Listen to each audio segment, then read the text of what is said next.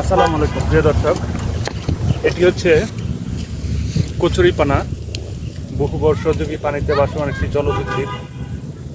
এই কচুরিপানার আদি নিবাস হচ্ছে দক্ষিণ আমেরিকায়।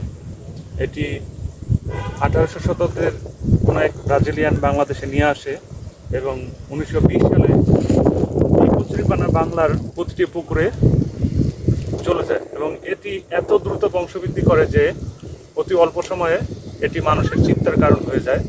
কিন্তু এই কচুরিপানা একটা সময় যদিও চিন্তার কারণ ছিল, কিন্তু বর্তমানে কিন্তু এটি বহুবিধ ব্যবহার হচ্ছে আমাদের এই বাংলাদেশে।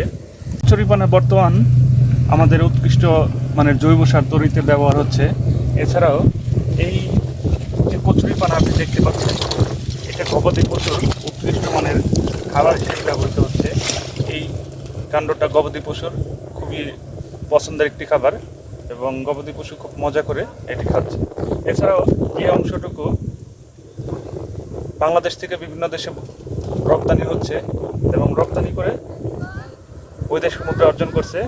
এটাকে এখন বলা চলে বাংলার সম্ভাবনা মানে একটি ফসল।